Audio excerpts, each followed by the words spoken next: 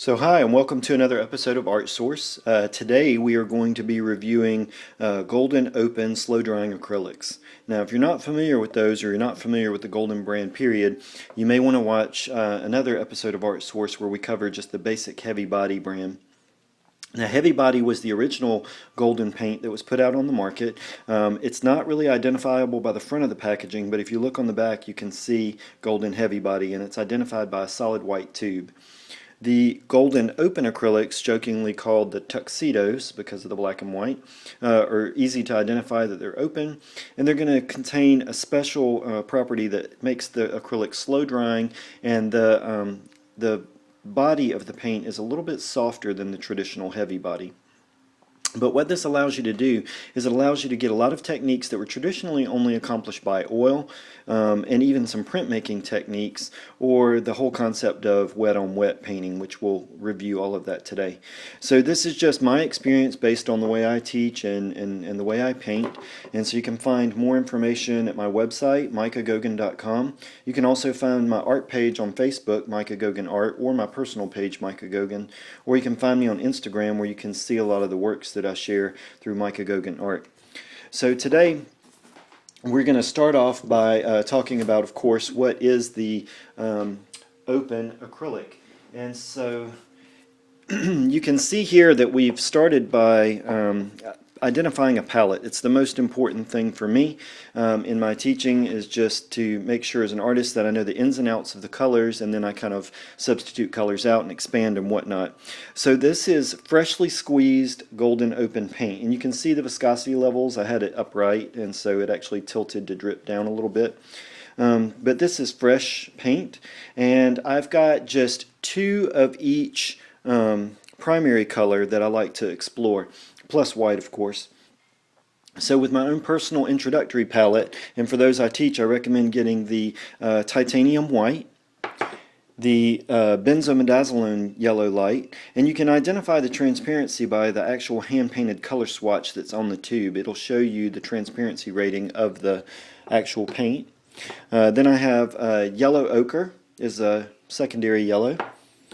I have Napthol Red Light, which is a more transparent red, is my red. Then I have Quinacridone Magenta. I have an Ultramarine Blue. And I have a Pthalo Blue in the green shade. And with these colors I can pretty much mix anything that I want, just by having the two yellows, the two reds, the two blues, and the white. So with that, I would start off by making a color chart. Now with the slow mixing, I'm just going to set this aside for a moment, but with the slow mixing colors, you have the capacity to have an open time that's going to last for hours, up to 3 to 5 hours during the working time, depending on how thick you're using and whether you're using other mediums and whatnot.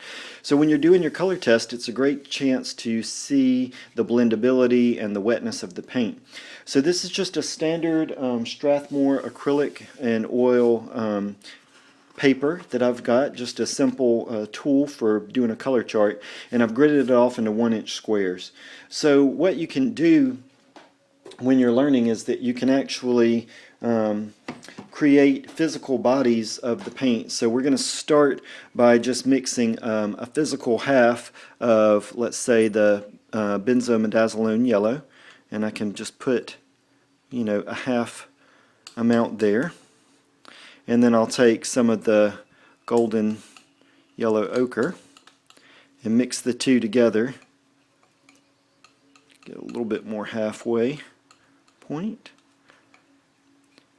Okay, and I'll end up with a color that I can kind of smear to see what that blending level looks like. So obviously the yellow ochre is more opaque, so it's going to take over a little bit more so, and it'll show you the transparency levels a little bit more. And then you can mix on with all of the colors, so I can do like a half blend of the Napthol Red and a half physical blend of Magenta to see what that'll do. And then I can also mix, you know, the blues together to see what a true blue would look like. So I'll take half of my ultramarine, half of my Pthalo Blue, and mix together. Okay, and so you'll end up with, a little bit different versions of the primaries depending on what you mix. And then of course you can mix your other colors like green and purple and orange. So to go all the way through and have a full color mixture of what you are looking for. So I'm going to set this aside for a moment. So this is one that I've done based on skin tones, and you can see here that I've even labeled them on the side just so that I could have a little bit more of a clue of the colors, and then I've tinted them, meaning that I'm adding white, and it can be titanium white or zinc white to show you the variety of what's going on, but this is specific for skin tones. But that way I can just have everything I need in a flip binder so that if I want to reference them I can do that later. So I'm not actually going to mix the colors on here, that's your homework, but you find, colors that are right for you to start off with, and then you can go from there. So what I am going to do is, we've already acknowledged how moist and fresh the paint is here, but what I also have is I have some Golden Open that was sitting out for 3 days. So this was just totally exposed, there was nothing to it. I have Sap Green, I have Yellow Ochre, and I have the Napthol Red Light. And so what I did was I just squirted about a dime size, and the piles you can see are pretty thick, and they've just been sitting in a climate controlled apartment, and so the heat's been on, it's cold outside, so it's probably a little drier than normal. But I just wanted to show you what 3 days of exposed airtime can do as far as workability.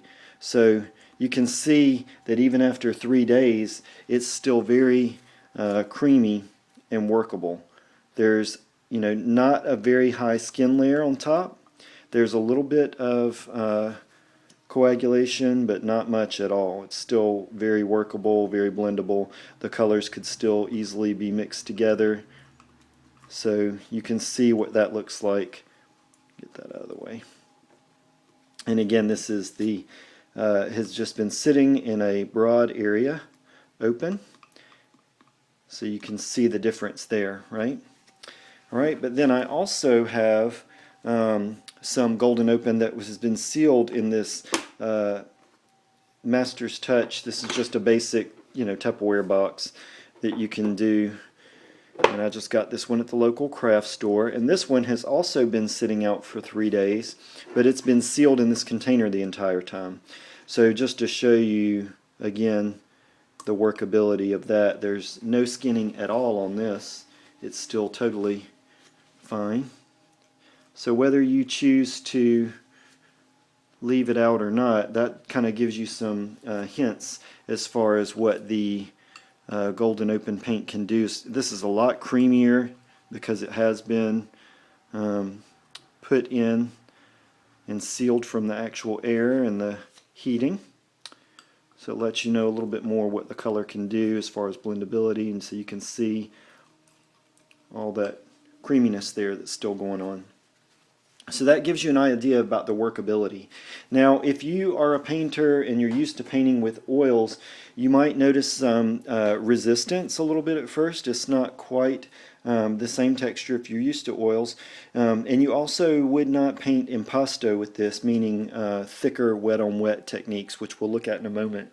But typically when you're painting with the Golden Opens, you want to have less than 1 millimeter of thickness because of the slow drying time. These will be wet for days and days on a canvas depending on how thick you apply it.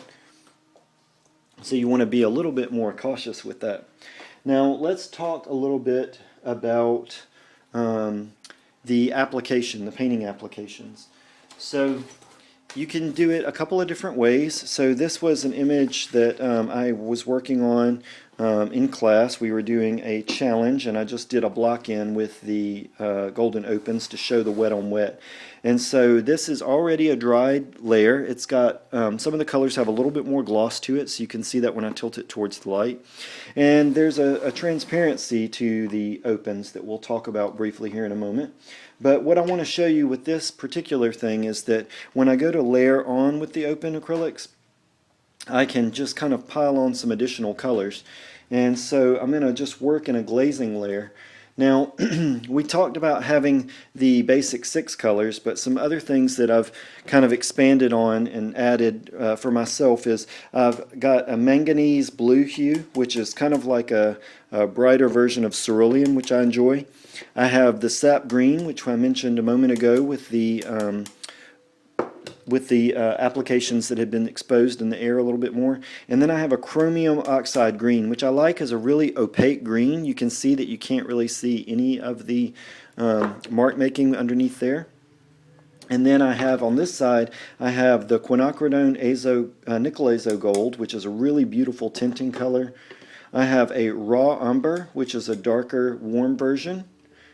And I have a Paynes Gray, which is just if I want to shortcut and make it a little bit deeper. Now for this, I'm not really going through the whole painting format. I just want to show you in a general way what the colors can do. So what I'm going to do is I'm going to start by applying a little bit more paint on here in a glaze layer. And I am going to take a little bit mixture of the Sap Green and the Chromium Oxide Green, and I'm going to just glaze on top of this. So you can see with the second application, especially adding that chromium oxide, that it will fill in some of the transparency that was left from the original. And so both the color and the open itself are a little bit more on the transparent side. So by adding this, I am helping to increase the opacity levels to build up the texture of the painting. Now I did put a pretty generous amount on the canvas when I first started, more so than usual. I found out that I'm pretty stingy with my paint. So of course, you know, the workability of Goldens has taught me to use a little bit more paint and to build up. Okay, so you can see that it's giving me a little bit more of a background. Again, I'm not going to paint the entire thing. I just want to show you some glazing properties. And so I'll go into a smaller brush and I'll work in some of these like shorter, more foundational layers. So I'm taking a little bit of white and a little bit of the Paynes Gray and a little bit of the Quinacridone Magenta, and I'm just mixing those up to get some of this beak color. And I'm just going to come in and lighten and fill in some of this beak, and just work right on the canvas. And you can see instantly that it gives me more of a substantial filled in layer. I can mix the colors right on the canvas. And so if I came back in with a little bit of white, then I could just highlight what's needed.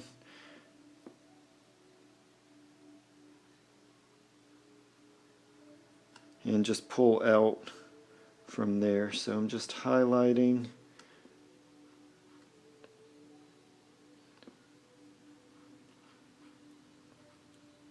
Okay, so that you can work directly on the canvas and make appropriate adjustments.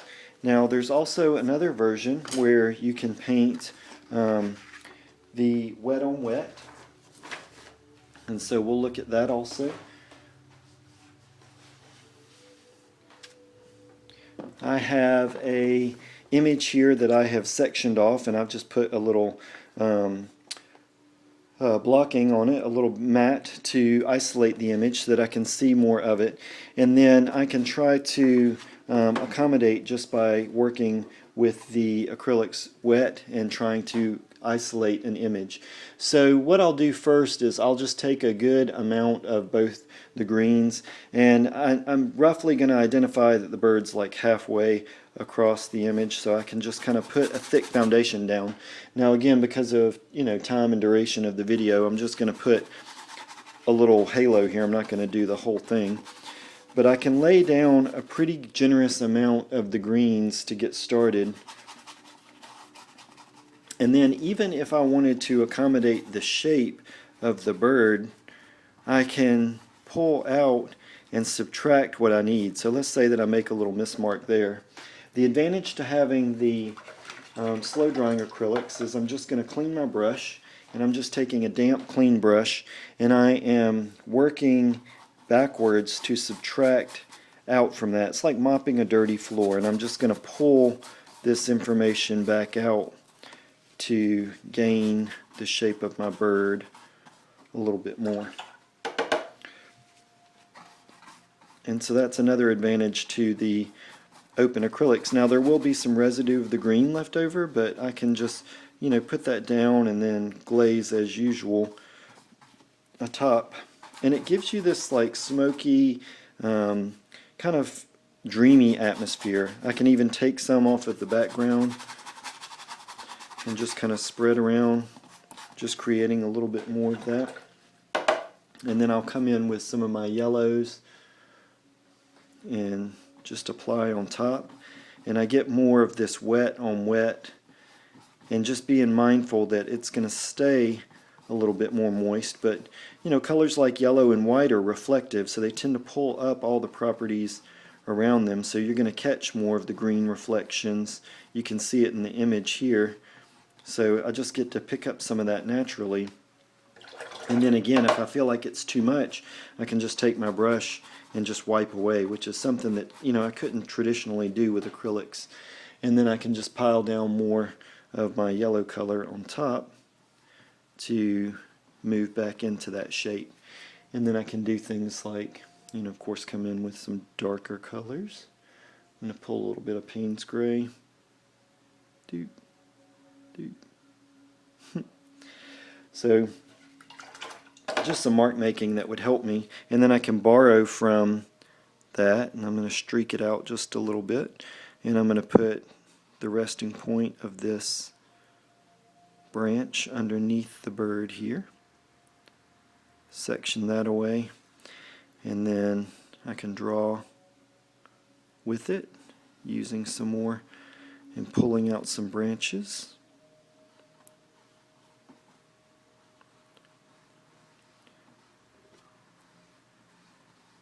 Okay, and just very quickly I can get some of the residue colors that are coming up, so I can make more of that highlighted feature.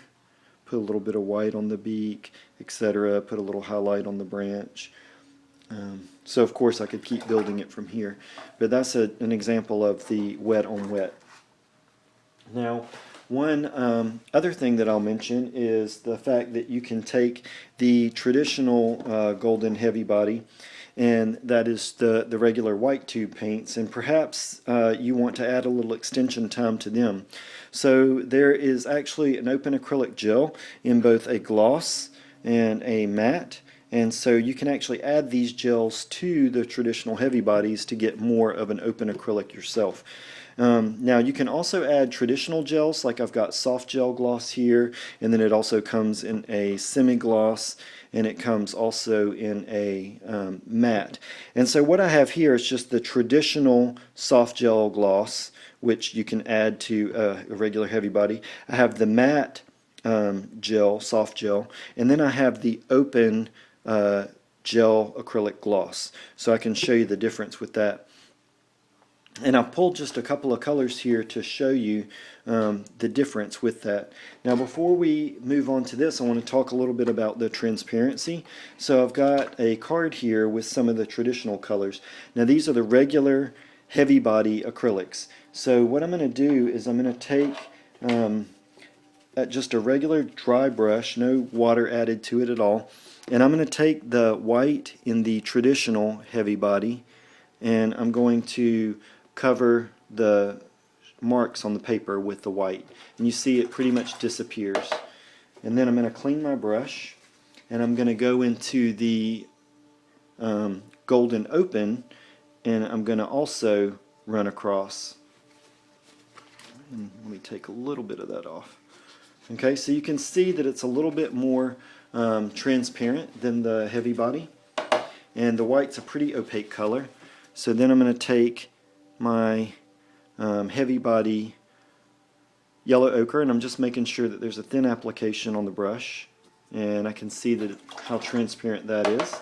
Clean my brush out, and then I'm going to take some of the yellow ochre in the open acrylic, and I'm going to also put across, and I can see just a little bit more of a transparency rating on that. So some of the colors that you would expect, here's Quinacridone Magenta in the regular heavy body, again making sure that I have just a thin application on there.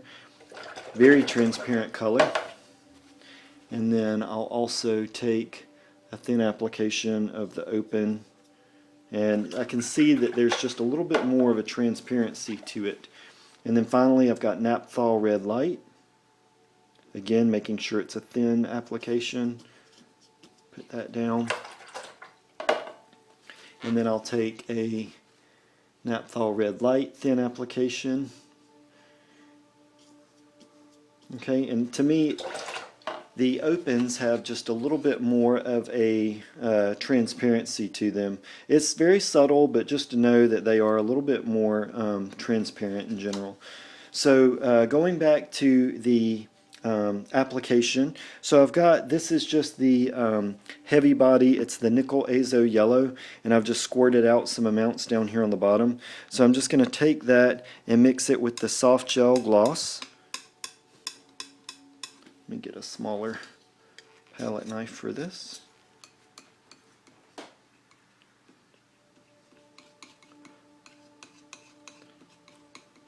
Okay, and it just shows you the creaminess and consistency of that. You can just work it on the glass itself. And then I'm going to go into the matte, which is a little bit heavier texture. But this is still the soft gel, and you can see instantly the texture and just the matte has just a really, I'm partial to the matte. And then this is the open acrylic gel, and this is the gloss. So it's the same as this, only this is the open and this is the regular. Okay, and you can see there's really a creaminess to this. It's got like a consistency more like yogurt, a little bit more so than the regular acrylic one, and it's going to last a little bit more. So you can see a little bit more how to accept and deal with that. So if you wanted to create your own version of the opens, if you've already invested in the traditional and you want to just see how that goes, the easier solution might be to just get some of the open acrylic, whether you get gloss or matte, and just add it to extend the time of your heavy body. But you can also mix the two. So if you wanted to have both heavy body and open in certain colors, you can put them on the palette, and that'll also increase your dry time. So there's a lot of combinations depending on what you're looking for. It's just finding the right recipe for you. And so I hope that this is a little bit more helpful. Hopefully you can do a color study. I've listed the colors underneath the description below for you, and you can just substitute and move through it as you see fit. So hopefully this is helpful. Please subscribe to the channel for more nuggets and info, or also you can find some of the information at my website. Thanks.